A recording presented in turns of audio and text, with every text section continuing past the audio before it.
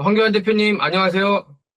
예, 아, 안녕하세요. 황교안입니다. 여기는 서울입니다.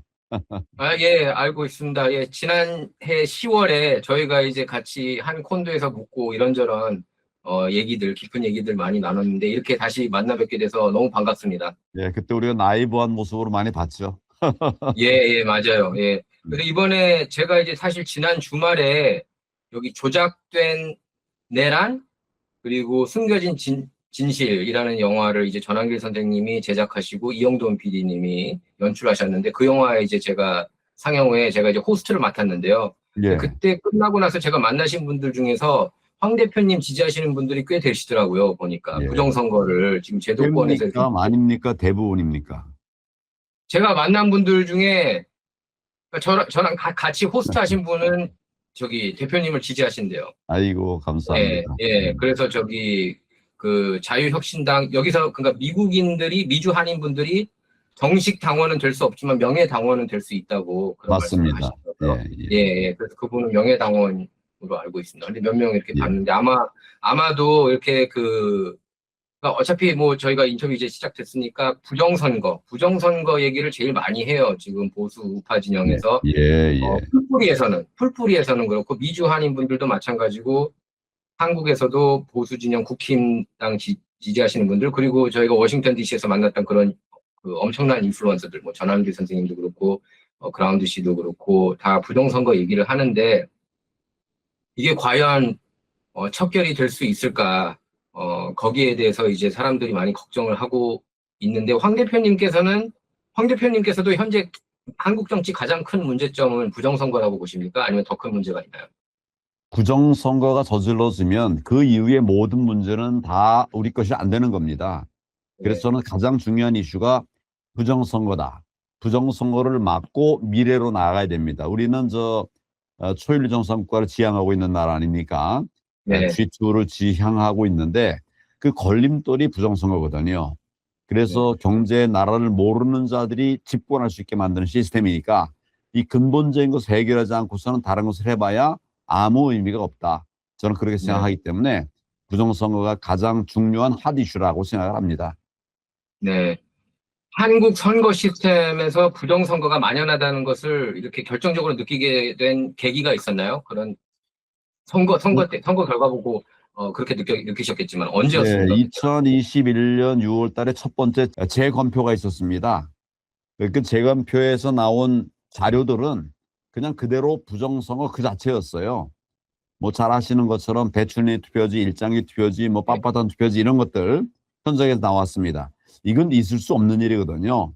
네, 왜냐하면 재검표라고 하는 건 유권자가 투표한 거를 뭐 개표했는데 이재가 있다. 그래가지고 덮었다가 그냥 연 거거든요.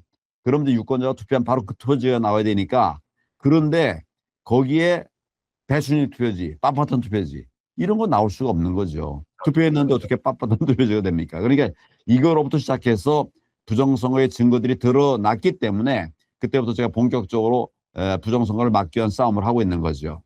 네. 대표님은 그 오점에 대해서 잘 알고 계셨습니까? 그 전에도 저희들 같은 경우에 최근 그러니까 그 윤석열 대통령의 계엄령을 통해서 알게 된 게 많았거든요. 이런 법 예, 시스템에 예. 대해서 그런 선거에 대해서도. 근데 예를 들어서 헌법재판관 뭐 8명 중에 6명이 선관위원장 출신이고 이런 거를 저희들은 몰랐거든요. 근데 원래 이렇게 판사들이 선관위원장을 하고 계셨다는 거 하고 있다는 것을 저기 대표님께서는 알고 계셨습니까? 알고 있었죠. 그 문제 제가 아, 직접적으로 지적을 했었죠. 그러니까 본래 선관위원장은 선관위원 중에 호선을 하게 돼 있습니다. 네. 선관위원들이 누가 하자 이렇게 정해가지고 하게 돼 있어요. 그러니까 여러 사람이 될 수 있는데 이게 오래전부터 법원 출신들이 다 이 선관위원장을 맡았습니다. 이라는 네. 미명하에 그렇게 한 거죠. 처음에는 좋은 뜻으로 시작됐지만 이제는 완전히 하나의 권력이 돼가지고 지금 부정선거를 만들어도 해도 고수해도 처벌 안 되고 그냥 넘어가는 그러니까요. 이런 시스템이 돼버렸습니다. 그러니까 결국 심판하고 선수가 한 몸이 된 거죠. 이거는 아주 공정하지 않기 때문에 반드시 고쳐야 된다 이렇게 생각합니다. 그런 법 개정은 필요 없어요. 우리 관행만 바꾸면 되는 것입니다. 그걸 누가 고안해냈나요? 선관위원장을 겸업할 수 있다는 거를 그걸 누군가가 그렇게 처음에 고안했을 텐데 그 아이디어가 뭐, 누구 머릿속에서 나왔는지 그게 궁금하더라고요. 네, 그거는 뭐 언제 생겼는지 모르겠어요. 네. 제 기억에는 굉장히 오래됐고, 제가 1983년도에 검사가 됐는데, 그때 이미 그렇게 돼 있더라고요. 네. 선관위원장은 판사들이 하는 것이 관행, 법이 아니라 관행으로 이렇게 돼 있었어요. 그리고 이제 법원이 그게 자기들의 권한이라고 또 생각하고 있어요. 착각을 네. 하고 있는 거죠. 이건 제자리로 돌려야 됩니다. 이건 뭐 법 개정도 필요 없고, 그 관행만, 잘못된 관행만 고치면 되는 것이죠. 그거를 법을 바꿀 수가 있나요? 근데 이걸 법을 사법부에서 바꾸고 싶어 하지 않을 수도 있잖아요. 아니, 법의 문제가 아니고, 예. 판사들이 선관위원장을 맡는 것은 법의 문제가 아닙니다. 그의 문제가 관, 아니고요. 예. 관행이 문제예요. 근데 네. 관행이구나. 개정할 법도 없어요. 그러니까 이거 관행을 어, 바로 잡으면 되는 거죠. 이거 법 개정보다 훨씬 쉬운데 네. 우리가 잘 모르고 이 부분에 대한 포인트를 잡지 못했기 때문에 이제 오래된 관행이 굳어져 버렸는데, 그래서 지금 예. 아까 말씀드린 것처럼 법원은 자기들의 권한이라고 알고 있다고요. 근데 아닙니다. 그건 어, 그 선관위원들이 호선하게 돼 있어요. 그러니까 좋은 선관위원들을 뽑아서 이분들이 선관위원이 돼서 그분들이 그중에 좀 바른 분을 선관위원장으로 세우면 되는 겁니다. 결국에 선거관리위원회 결정에 따라서 그게 바뀔 수가 있다는 거네요. 그것도. 선관위의 결정이 아니라 선관위원들의 결정인데, 위원들, 예. 선관위원들의 결정이 있으면 되는데 그 선관위원 선정에 또 법원이 많은 영향을 지금 미치고 있어요. 그 영향의 그러니까 고리를 끊어내야 됩니다. 얽히고 설켜서 그것도 쉬운 문제는 아니라고 보네요. 선관위가 굉장히 문제가 많지 않습니까? 친인척들 고용하고 그러는데 자기네들끼리 이렇게 카르텔처럼 있는데 예. 이거를 또 자기네 스스로가 이걸 힘을 갖고 있던 힘을 내려놓으라는 걸 우리가 원하는데 그거를 스스로 그렇게 할지가 굉장히 의문인데요. 뭐 저는 의문이 어쨌든 아니라 확실하게 하지 않습니다. 하지 않고요.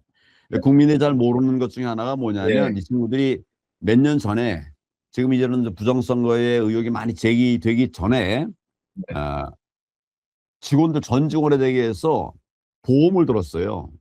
이 업무 수행 과정에서 문제가 생기면 그건 다 면책해주는 이런 보험을 들었습니다. 이런 네, 보험을 왜 들었겠습니까? 앞으로 자기들이 시도하는 것들이 결국 들통이 나면 그래도 책임은 면하자. 이런 네, 꼼수를 이제 한 것이죠. 예, 그것이 뭘 의미하는가?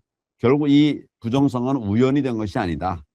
그리고 네, 선관위 직원들이 좀 3,200명 되는데 1,200건 정도가 부정 채용 의심이 있어요. 그게 네, 조사에 나왔거든요. 직원들 대부분이 부정선거에 연루돼 있다는 말이니까 이건 말도 안 되는 것이죠. 그래서 제가 그래서 계속 선관위는 해체해야 된다고 얘기하는 겁니다. 그리고 판을 네. 새로 써야 됩니다.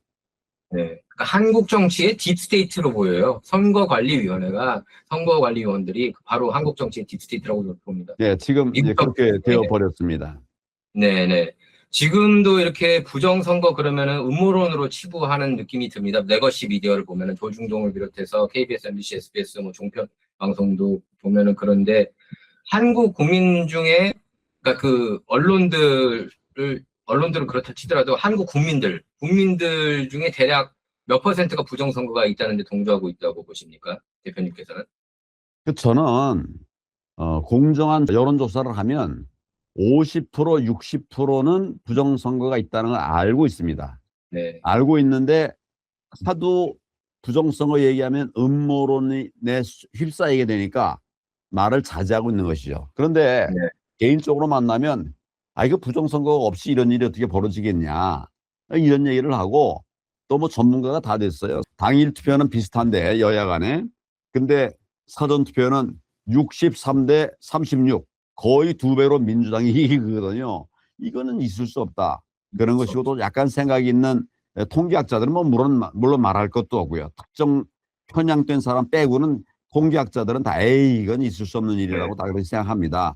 그러나 이제 이걸 부정선거라고 말하면 또 많은 공격을 해대니까 이걸 용기 있게 말하지를 못하는 것뿐이지, 팩트는 우리 국민들 반이 넘는 많은 숫자들이 부정선거가 있다는 것을 알고 있고, 또 그보다 더 많은 숫자는 하여튼 이런 문제가 있으면 이거 고쳐야 될 거 아니냐.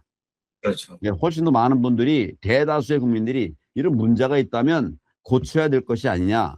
그렇게 고소도 고발도 일어나면 한번 제대로 수사는 해봐야 될 거 아니냐. 이런 얘기를 하고 있습니다. 이거는 거의 8, 90%라고 생각해요. 네. 그런데 안 하죠. 예. 그러니까 당일 투표, 그 현장 투표하는 거랑 사전 투표랑 너무 이렇게 비율이 차이가 큰데, 그 영화에서 보니까 통계학적으로 우주에서 한번, 우주 역사상 한번 생길까 말까 할 정도의 그런 확률이라고 하더라고요. 보니까 한국의 부정선거 같은 있을 수 경우가. 없다는 얘기죠. 예, 그렇죠. 0을 치려고 그러면 정말 밑도 끝도 없이 헤쳐야 되는 정도의 확률, 예. 없는 확률이죠. 예. 네.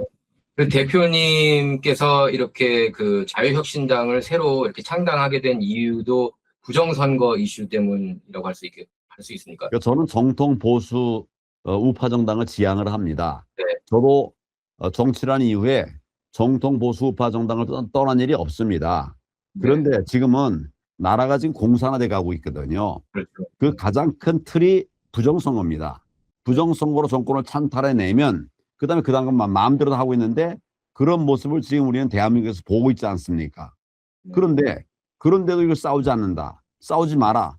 부정선거 얘기만 하고 가장 저 친구들의 취약한 구멍이 부정선거를 우리가 척결하는 것인데 그렇게 해놓으면 네. 제일 아프거든요. 그러니까 저를 탄압하고 막 이러는 것도 자기들의 가장 아픈 곳을 찔렸기 때문이 아닙니까? 그 가장 아픈 부분을 찌를 수 있는 그 수단을 놓고 그걸 얘기하면 뭐 음모론이라고 하는 자들과 똑같은 입장에서 말도 못하게 하고 이러니까 저는 뭐 국회의원이 되기 위해서가 아니라 나라를 바로잡기 위해서 정치를 하는 것인데 가장 큰 핵심 그걸 놓치고 딴소리하고 있는 그런 정당에 있을 수가 없기 때문에 나온 겁니다. 그렇다고 제가 뭐 국힘을 뭐 별로 이렇게 공격하거나 하는 건 거의 없습니다.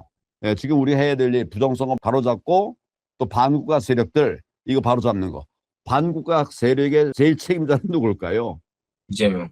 이재명입니다. 그러니까 네. 뭐 민노총무나 이런 것들도 다 반국가 세력이지만 그 부정선거를 바로잡고 반국가 세력들을 척결하는 그것이 첫 번째 과제, 제1의 과제라 이렇게 생각을 합니다.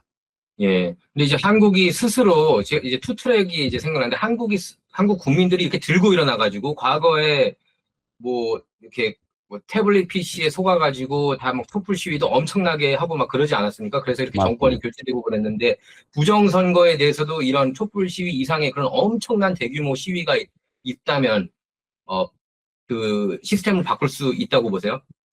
일단 시도를 해야 된다고 생각합니다.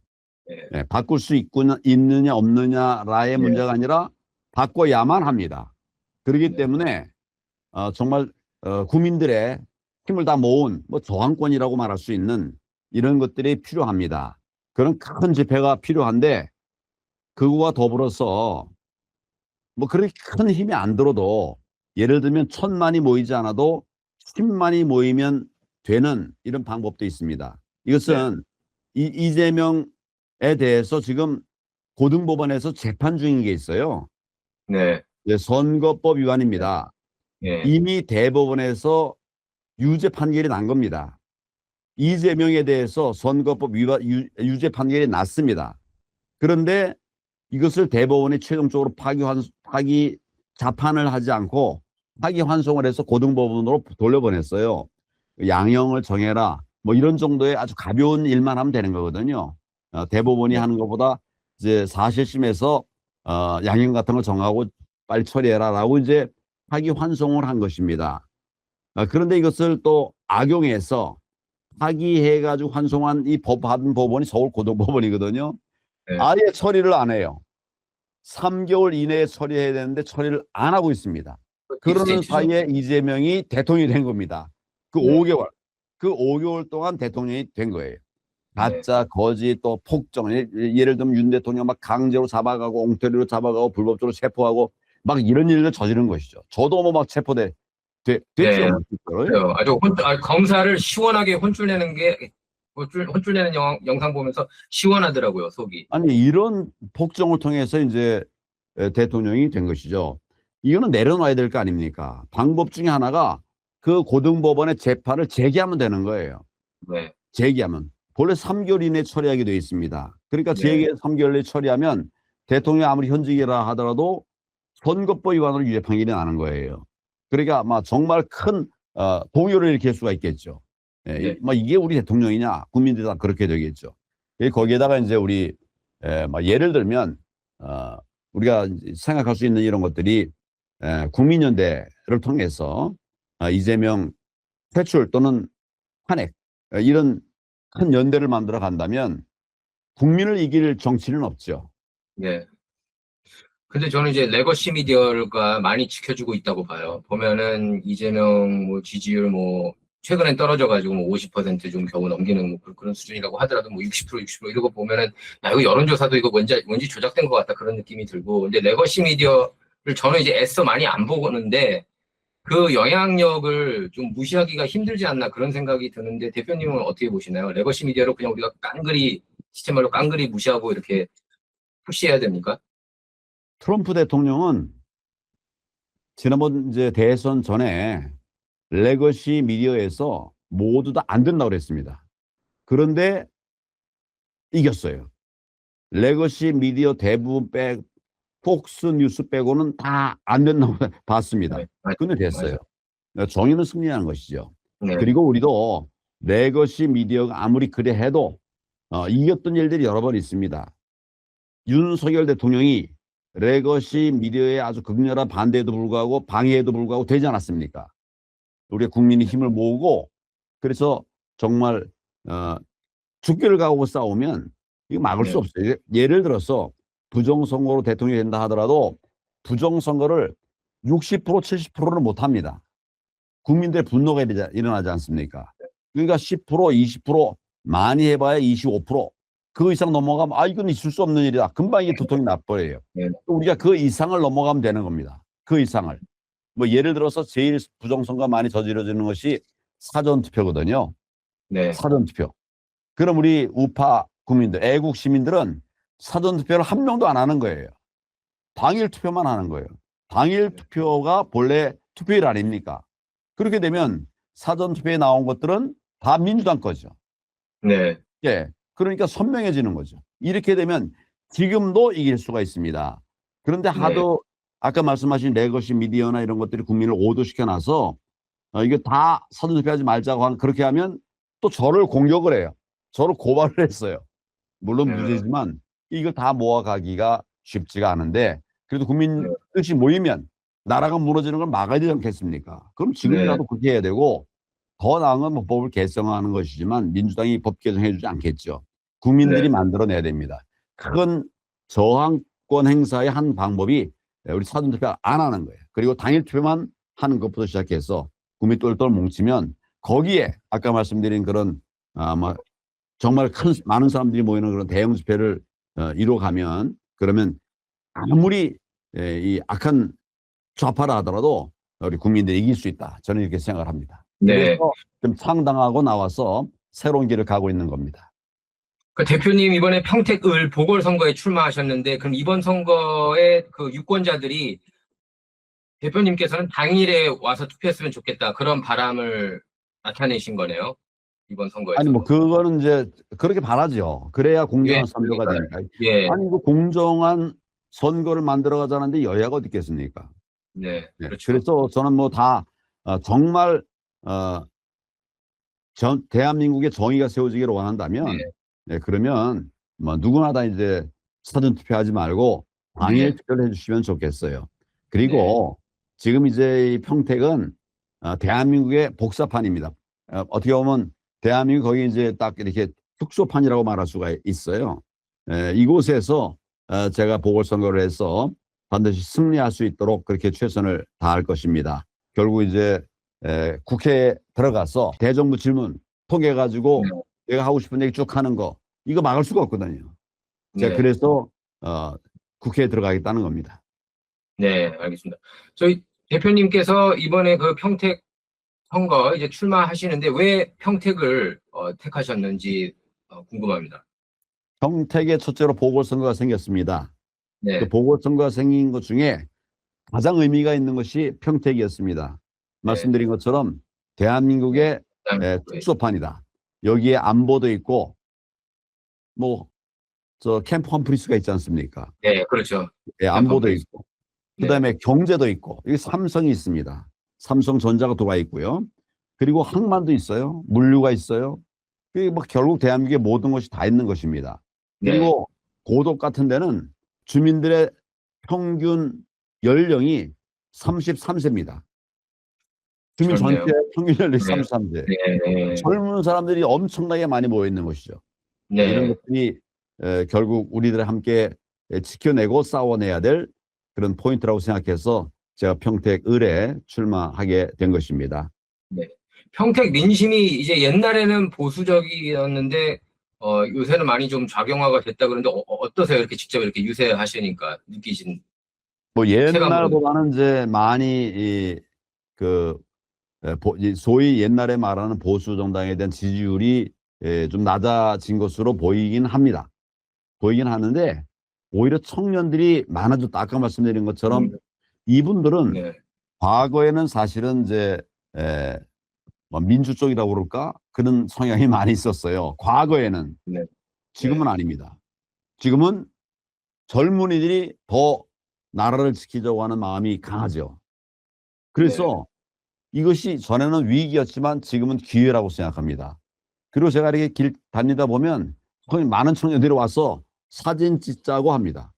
사진 찍자고 하는 것이 무슨 의미인지도 아시지 않습니까?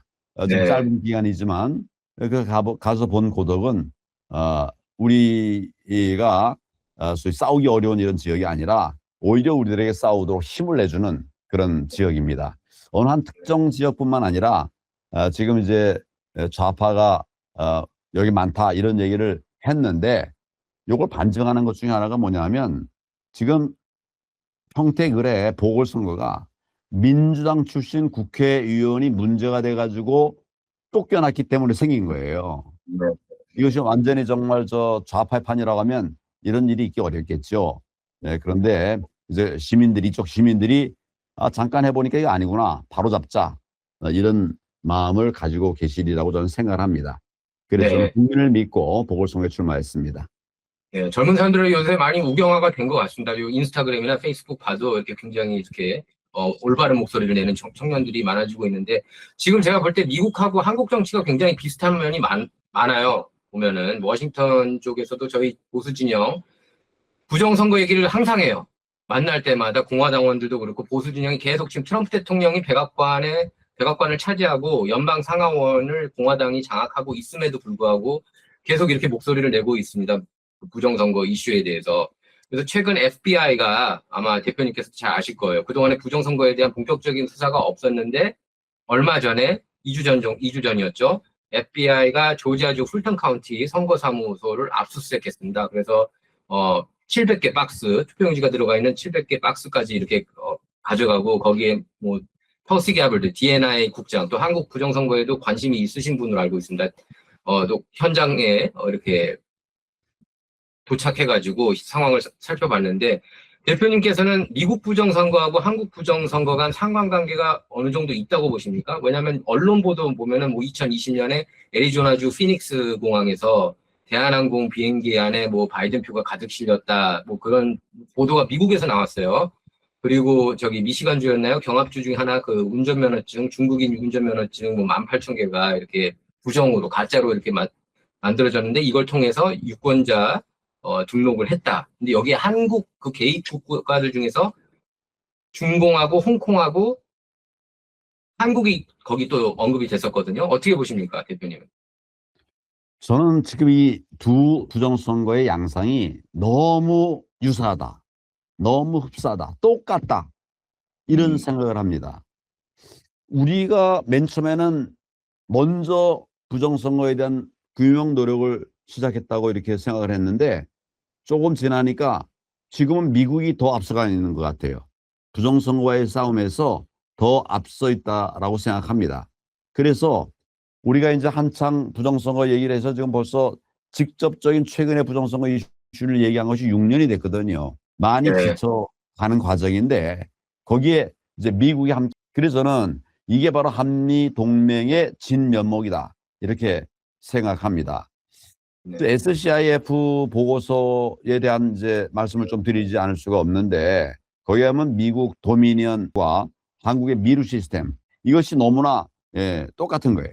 기술적인 측면에서는 뭐 더 말할 것도 없이 아주 유사하고 운영적인 이런 방면에서도 아주 비슷했다 이렇게 생각합니다. 그리고 미국 좌파하고 한국의 좌파가 공통적으로 베네수엘라와 연결되어 있습니다. 베네수엘라와 연결이 되어 있습니다. 양정철이라는 사람이 있습니다. 이 양정철이라는 사람이 2000년대 이 부정선거를 주도한 핵심 중에 하나인데, 이 양정철은 중국뿐만 아니라 4.15 총선 직전에 베네수엘라를 방문한 바도 있어요. 그 먼 나라, 쉽게 가기 어려운데 왜 갔겠습니까? 이 사람 놀러 간 거 아닙니다. 중국에도 여러 번 갔고요. 이런 것들을 이제 만들어간 이런 연결고리라고 생각합니다. 결국 네. 글로벌 부정선거 카르텔의 동일한 패턴이 반미 양국에서 벌어지고 있다, 이렇게 저는 보고 있어요. 한 번도 접어본 적이 없는 말은 빳빳한 투표지, 뭐 이런 여러 가지 있을 수 없는 것들이 막 일어나는 거죠. 예, 이런 것들이 결국 이제 양국에서 동시에 일어나고 있는 것이 명백한 두 나라 부정선거의 상관관계다, 이렇게 저는 네. 생각합니다. 네. 그래서 이 부정선거를 규명하기 위한 이 노력을 반미 간에 긴밀하게 움직여가는 것이 굉장히 중요하다고 생각합니다. 네. 그러니까 한미 간에 이제 긴밀하게 같이 해야 되는데 한국 좌파 정권에서는 부정선거가 없다는 거잖아요. 전부 다 더불어민주당 쪽은 좌파 확실하게 인정하지 정부는 않는다. 예, 좌파 정부는 자기들이 막 깊이 관련돼 있으니까 말할 택이 없죠. 더 그렇죠. 큰 문제는 예. 우파 정치인들도 그래요. 지금 국힘이 예를 들어서 우파 정당이라고 한다면 여기 대부분이 부정선거를 부정하는 거예요. 부정선거를 없다고 하는 거예요. 아니, 그러면 그들이 뽑은 대통령, 윤석열 대통령이 부정선거 규명하기 위해서 계엄령까지 낸 거 아닙니까? 지금 그런 상황인데 이 우파가 알면서도 모른 체 하는 거예요.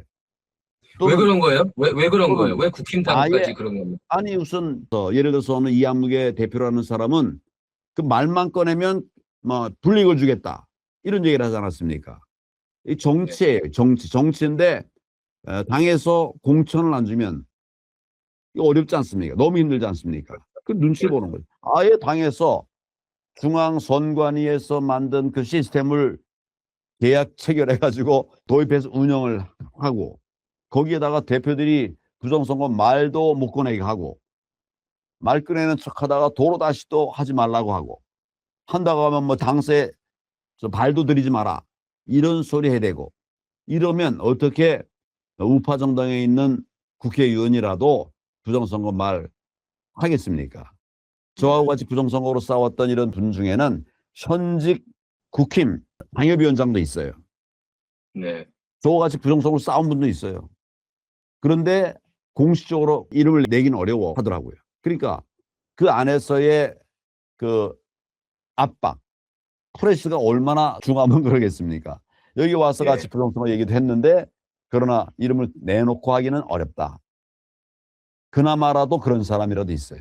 근데 대부분은 하여튼 결정적으로 선거에 불이익을 받게 되니까, 저도 사실은 이제 여러 번 선거 출마하면서 이 부정선거 때문에 공천도 못 받는 예가 많이 생겨버렸거든요. 예. 있을 수 없는 것이죠. 이런 것들이 결과적으로 이제 국힘의 대다수의 국회의원들도 움직이지 못하게 만드는 그런 구조라고 말할 수밖에 없죠. 이걸 타파해야 됩니다. 그러지 않으면 결국 대한민국 무너지는 겁니다. 네. 대만 같은 경우에도 예전에는 전자 투개표였다가 종이 투표로 바꾸지 않았습니까? 근데 거기서는 대만 같은 경우에는 이제 여론이 형성돼서 국민들 여론이 형성돼서 양당이 이렇게 합의한 건 아닌가요? 맞습니다. 그러니까 우리도 사실 원하는 게 국힘도 사실 대표님께서 원하시는 것도 종이 투표죠, 결국에는. 그리고 사전 투표 없애고 당일 투표고 투표한 장소에서 바로 개표하고, 그게 가장 이상적인 거 아닙니까? 네, 현재로서는 부정을 막을 수 있는 확실한 방법 중에 하나입니다. 확실한 방법. 네. 아까 제가 사전 투표하지 말자 그랬는데, 네. 더 확실한 것은 당일 투표만 하는 거예요. 사전 투표를 하지 않는 거예요. 그리고 요거를 그 자리에서 곧바로, 시간 끌지 말고 그 자리에서 바로 수개표하는 겁니다. 이렇게만 하면 부정선거가 생길 방법이 잘 없어요. 이것의 성공 모델이 바로 대만입니다. 그 대만에서의 총선에서 당일 투표, 그리고 현장 즉시 개표를 했어요. 아무 문제 없었습니다. 이게 작은 나라 아닙니다. 대만이 우리는 작은 나라로 알고 있는데, 그 인구가 거의 2천 몇백 명, 3천만 가까이 되는 큰 나라죠. 거기서 아무 문제가 없이 그냥 끝나버렸어요. 공정한 선거가 이루어져야 좋은 사람들이 네. 세워지고 정말 이제 국회가 국회답게 되는 것이기 때문에 제가 네. 부정선거 계속 얘기를 하고 있는 것이죠. 네. 그 어떤 분들은 이제 그렇게 얘기하시더라고요. 미국이 개입해야 된다. 트럼프 대통령이 한국의 부정선거에 대해서 이렇게 그 얘기를 해야 된다. 왜냐하면 그 저희들이 글로벌 부정선거 카르텔이라고 그러는데 AWEB이라고 있지 않습니까? AWEB 한국의 맞습니다. 세계 예. 선거기구. 그게 이제 인천 송도에 있죠. 한국에 그 본부가 있는데 그게 운영될 수 있는 게 미국인들 납세자들 돈으로 운영이 된다. USAID 그 예산을 좀 받는 것 아닙니까? 예, 그래서 그렇습니다. 미국의 앵글도 있다. 그래서 미국도 한국의 선거 과정에 대해서 목소리를 내야 된다. 개입해야 된다. 납세자들 돈이 들어갔기 때문에. 지금 SEIF 같은 분도 그런 얘기를 목소리를 내고 있고, 요새 X 보면은 한국 부정선거에 대해서 굉장히 얘기를 많이 하고 있거든요. 미국하고 이렇게 같이 가고 있고, 프로그램이나 소스 코드가 굉장히 흡사하다. 스마트메딕하고 베네수엘라의 스마트메딕하고 거기에 대해서는 어떻게 생각하세요, 대표님? 우리 한미는 혈맹 아닙니까? 네, 한미 상호방위 조약의 내용에도 보면 뭐 북한과 만약에 이제 중국이 공격을 해온다. 예를 들어서 요새는 사이버 공격을 해온다. 이러면 같이 막아내는 것이 그게 동맹입니다. 네, 옛날에는 총 갖고 싸웠지만 이제는 사이버 전쟁이 벌어지고 맞아요. 있으니까 여기에서 핵심적인 것이 부정선거에 악용되고 있으니까 이거는 같이 해야 된다. 그리고 이제 지금 우리 대한민국에서 이 부분을 놓고 오래 많이 애를 썼지만 이제 안 되는데 안 돼서 나는 아까 말씀드린 것처럼 거의 공산국가로 갈 그런 직전에 있거든요. 네, 동맹이 당연히 나서야죠. 동맹이 나서서 우리가 못하는 것을 막아내고 뭐 예를 들어서 베네수엘라 사태 같은 경우는 마약 때문에 그 베네수엘라에 관여한 것으로 이렇게 알려졌지만 그 공식적으로는 사실은 예, 이제 부정선거 척결이라고 하는 것이 사실은 네, 핵심이었다. 네, 네, 그런 네, 얘기들을 하지 않습니까? 네. 그 데일리 콜론가요? 트럼프 행정부가 국제 선거 조작 카르텔이 바로 미국뿐만 아니라 혈맹인 한국까지 그렇게 오염시켰다. 이런 것을 공표해 줄 것을 제가 그런 촉구를 했었습니다. 그 이런 칼럼 것들이 잘 읽었습니다. 예, 그렇죠, 그렇죠. 같이 해야 네, 된다 이런 생각을 합니다. 네, 네. 그 반응들이 왔나요? 그 어떤 리스판스가 왔나요? 혹시 그 칼럼 쓰시고 나서 대표님 그냥 궁금해서 지금 물어봅니다. 보낸 제가 지가 좀 얼마 잘 안 읽었어요. 됐어요. 엊그제인가 보냈습니다. 예, 예, 예, 그러니까 아마 알겠습니다. 시간이 좀 지나면 답이 오는 것 같아요. 네, 그래서 우리가 예, 몇 번의 미국과의 송수신을 했는데 대부분 답이 왔어요. 네, 다만 이제 약간 시간이 걸리더라고요. 우리 여기서 하듯이 오늘 연락하면 바로 내일 답이 오는 게 아니라 며칠 지나고 나서 답이 오고 네, 이렇게 이제 되긴 하더라고요. 저는 네. 반드시 그런 응답, 반응들이 있으리라고 생각합니다. 네. 그래서 마두로 아까 얘기하셨는데 마두로를 이제 생포한 이유가 부정선거가 결정적인 이유라는 얘기를 많이 합니다. 이쪽 미국에서도 그 보수 농객들이 특히 이제 그렇게 입을 모으고 있는데 그 마두로가 전 세계 부정선거를 주동했다. 그래서 전 세계 지난 20년간 72개국에 영향을 미쳤다는 얘기가 그런 조사 결과가 나왔습니다. 그 부정선거 전문가 패트릭 버런 같은 경우에 그런 얘기를 했고 그 72개국에 아마 대한민국도 들어가 있는 것으로 알고 있어요. 근데 예. 대표님께서는 마두로가 이렇게 진술하고 있다. 부정선거에 대해서 지금 진술하고 있다. 이런 얘기가 나오고 있거든요. 어떻게 예. 보십니까? 대한민국에 대해서도 언급했을 가능성도 전혀 없진 않다고 보는데. 저는 이제 아메리카와 유럽 여기에 네. 선거 조작은 베네수엘라와 세르비아가 많이 연루가 돼 있다 판단을 하고 있고 그리고 아시아 지역에 있어서의 조작, 아시아, 아프리카 뭐 이런 데까지 해서요. 거기는 한국이 허브라고 하는 그런 이야기를 많이들 하고 있는데 저는 뭐 틀린 바가 아니다 이렇게 생각을 합니다. 전산 조작은 뭐 거리의 문제가 아니죠. 전산 네. 조작은 뭐 언제 어디서 날 수 있으니까 베네수엘라를 뭐 중심으로 해서 전 세계 뭐 부정선거 네트워크가 연결되어 있을 가능성이 아주 높죠. 지난 네. 9월 달에 저하고 함께 이제 미국 방문을 했던 일이 있는데 베네수엘라를 중심으로 한 그 부정선거 네트워크가 70개국 아까 말씀하신 대로 그런 정도가 된다. 70. 이런 이야기를 들었습니다. 네. 뭐 처음에는 깜짝 놀랐지만 놀랄 일도 아니다. 이런 생각을 했었어요. 거기에다 한국을 넣는다면 100여 개 국가가 부정선거에 오염됐다. 이런 그런 보고가 있었다고 들었습니다. 네. 지난 12월에 트럼프 대통령이 SNS에다가 공유한 그런 SCIF의 보고 그것에 의하면은 부정선거 카르텔로 언급된 그런 나라가 100여 개에 달한다. 이건 뭐 네. 대통령이 언급한 것이니까 뭐 거의 정확도가 높다고 봐야 되겠죠. 아마 베네수엘라를 중심으로 해서 형성되다가 이제는 우리 아시아 또 유럽 등으로 이게 확산되고 있다고 이렇게 생각이 됩니다. 트럼프 네. 대통령이 마두로를 체포한 이면에는 마두로로부터 부정선거가 시작된 거죠. 이루어졌다고 하는 이런 자백을 받기 위한 것이었고 또 수사 과정에서 그런 것들이 나왔을 것으로 이렇게 뭐 수사를 오래 네. 해보니까 그런 가능성이 많이 있는 것이죠. 그래서 뭐 네. 미국뿐만 아니라 전 세계에 미친 이런 부정선거 카르텔을 파악하기 위해서 트럼프 대통령이 그런 긴급 조치를 취한 것으로 저는 네. 그렇게 보고 있습니다.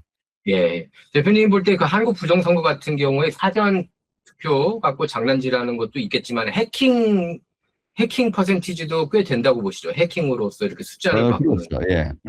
조작의 아주 중요한 틀 중에 하나가 해킹입니다. 네. 예. 뭐 어느 나라 다 이제 해킹할 수 있으니까. 네. 또 뭐 북한은 자기들이 뭐 해킹 강국이라고 오히려 자랑하고 있는 이런 그렇죠. 상황이니까 이 예. 카르텔이라고 하는 것은 결국 국가 연대가 이루어진다면 뭐 이런 모든 것이 다 가능해지는 것이죠. 네. 자, 그 윤석열 대통령이 어쨌든 결국에는 부정선거 이슈 때문에 계엄령을 선포했다고 할 수가 있겠는데요. 보수 정권, 이제 윤석열 대통령을 이렇게 평가하신다면 보수 정권으로서 잘한 점, 그리고 아쉬웠던 점 있다면은 뭐가 있을까요? 대표님 생각이 궁금합니다. 그 윤 대통령이 계속 얘기했던 게 반자유 그리고 반헌법. 아, 이 네. 반자유 반헌법 세력과의 싸움, 이것을 계속 얘기했고 그러다가 안 되니까 나라는 자유와 헌법이 다 무너지고 있는데 이걸 막아낼 힘이 다른 방법으로 없으니까 그래서 계엄을 내렸다. 네. 저는 계엄의 당위성을 그렇게 생각을 합니다. 뭐 아쉬운 점은 선거사범 수사를 집권 초기부터 밀어붙였다고 하면 뭐 좋지 않았을까. 지금 이런 큰 어려움들보다 좀 선제적인 공격이 방법이 되지 않았을까. 저는 이렇게 네. 생각을 합니다. 19일 어떻게 판결 날 것으로 보세요? 법조인으로서 대표님이 잘 못 전망한다면. 들었습니다. 2월 19일 판결 이제 앞두고 있지 않습니까? 윤통 법정 케이스 어떻게 보세요? 이렇게 공소기각 될 거라고 보십니까? 정상적인 판단을 한다면 공소기각. 예. 정상적인 판단을 한다면 100% 공소기각. 그러나 지멋대로 재판한다면 법의 이름을 빌었지만 지멋대로 한다면 우리가 걱정하는 이런 결과들도 나올 수 있을 것 같습니다. 지금 대한민국의 법이 다 무너졌습니다. 그러니까요. 그게 예. 제일 큰 걱정이죠. 예. 정상적으로 생각하면 전 평생 검사로 법조인으로 살아왔는데 정상적으로 생각한다면 이건 뭐 공소기각이죠. 지기훈 판사에 대해서 원래 좀 아셨나요, 대표님 혹시? 네, 전혀 모르고 어, 있습니다. 예. 근데 막 정의로운 판결을 하기도 했다가 또 걱정이 심하게 들어가는 이런 판결을 하기도 했다가 오락가락하고 있는데 그러니까 본심인지 주변의 압력에 의해서 흔들린 것인지 모르겠습니다만은 네. 판사 검사라고 하는 것은 굉장히 큰 권한이 주어진 직책이 아닙니까? 굉장히 큰 권한이 주어졌어요. 권한을 네. 줬다는 건 그만큼 책임을 지라는 거거든요. 그 책임을 지지 않는 권한은 이건 무너지는 것입니다. 잘못된 것입니다. 저는 지기현 판사를 비롯해서 대한민국의 판사들 그리고 검사들 짧은 기간 안에 굉장히 많은 권한을 갖고 있습니다. 그것은 우리 판사 검사들을 믿고 국민들이 큰 힘을 준 것이거든요. 근데 그 큰 힘을 줬더니 그걸 가지고서 예를 들면 특정 세력에 빌붙어 가지고 나라 망가뜨리는 일 같이 한다면 아마 검사로서 판사로서 좋은 결과가 나올지는 몰라도 역사의 죄인이 될 수밖에 없다. 저는 그렇게 살지 않았습니다. 역사의 죄인이지 않기를 바랍니다. 네, 알겠습니다. 그리고 전한길 선생님이 오늘 한국에 귀국하셨더라고요. 저도 이제 유튜브 통해서 봤는데, 어떻게 보시나요? 전한길 선생님이 사실 미국에 계속 있을까, 한국에 돌아갈까 고민을 많이 하셨는데, 한국에 잘 돌아간 것 같습니까? 왜냐면은, 이재명 정부가 워낙에 이렇게 탄압을 하니까, 보수 진영 탄압을 하고 손현보 목사님도 구속되시고 그러지 않았습니까? 그래서 이번에 그렇습니다. 제이디 벤스 부통령이 목소리 내지 않았으면 제가 볼 때는 안 풀려났을 것 같은데 잘 돌아간 건가요? 조금 걱정이 돼서 그래요. 저는 거기 머물러 있어도 좋고 네, 또 대한민국에 들어오신 것도 좋고 뭐 둘 다 잘했다고 생각합니다.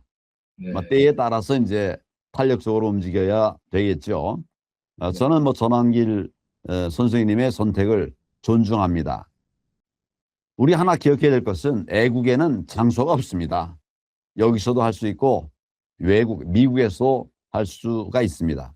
한국이든 미국이든 다 진실을 말하면 그게 바로 애국이 아니겠습니까? 전환길 선생이 보여준 이런 모델을 토대로 해서 우리 모두 함께 힘을 합쳐서 나라 살리는 일 같이 해야 될 것 같습니다. 저도 응원합니다. 그리고 한번 네. 좀 만나도록 노력하겠습니다. 네. 대표님, 이거 국민의힘에 실망해가지고 이제 자유혁신당 이렇게 그 출범시키시고, 부정선거, 제도권 정치인 분들 중에서는 아마 대표님만 거의 유일하게, 대표님하고 윤석열 대통령? 그쵸. 그렇게 이제 부정선거를 외쳤는데, 지금 조선일보 며칠 전에 보니까 차라리 민주당을 찍는다. 한동훈을 제명해가지고 막 이런 바람을 일으키려고 막 노력하는 게 느껴집니다. 그래서 한동훈하고 오세훈 둘이 이렇게 합치는 모양새인데 그러면서 장동혁 대표한테 즉각 물러나라고 그러고 이 연대에 대해서 어떻게 보세요? 한동훈 오세훈 연대에 대해서 대표님께서는. 오한연대라고 저는 봅니다.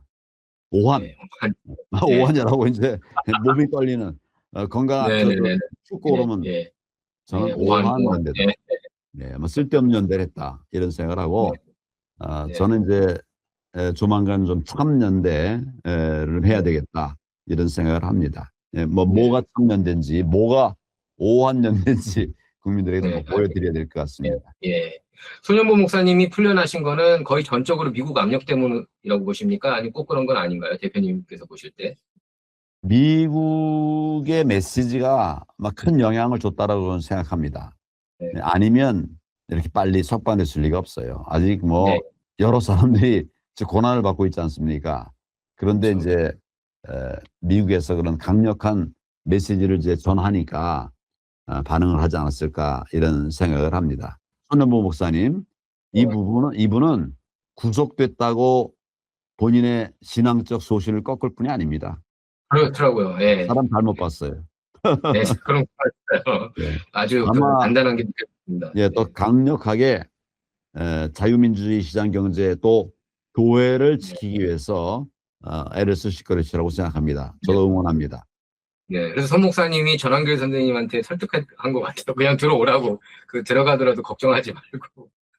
예, 그런 것 같아요. 예. 자, 쿠팡 사태가 결국 통상 문제로 번졌는데요. 관세가 15%에서 25%로 이제 인상한다고 트럼프 대통령이 일단 트루스 소셜에 그렇게 올리긴 했습니다. 아직 도입은 안 한 걸로 알고 있는데, 추가 제재 가능성도 열려 있는 상황이라고 볼 수 있는데요. 또 특히 이제 쿠팡이 사회이사가 이번에 차기 연준 의장으로 지명되지 않았습니까? 케빈 맞습니다. 월시라고.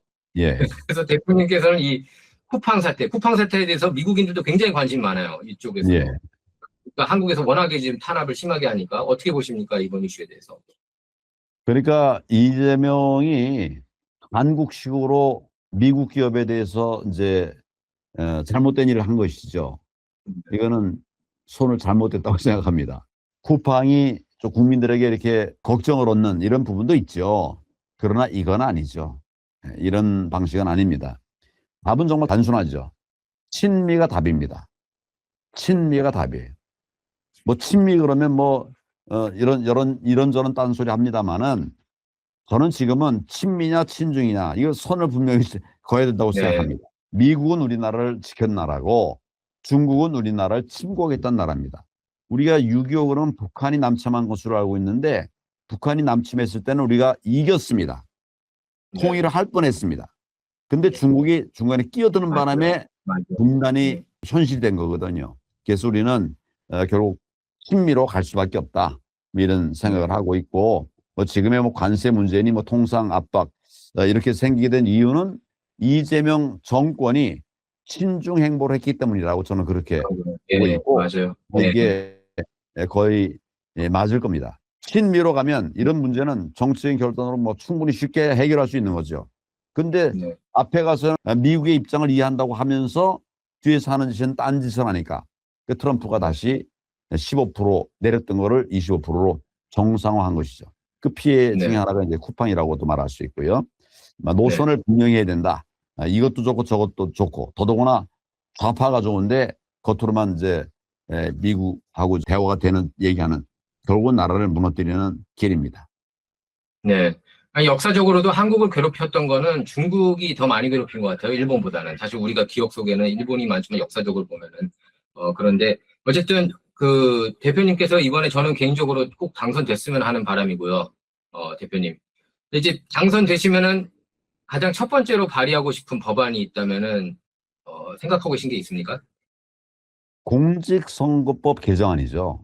공직선거법 개정. 공직선거법이 결국 부정선거의 뿌리를 만들어냈으니까 이거를 네. 이제 개정해 내서 네. 제대로 된 선거가 치러지도록 그렇게 하는 것이 제1의 과제라 이렇게 생각을 합니다. 그리고 그것보다 중요한 건 없죠.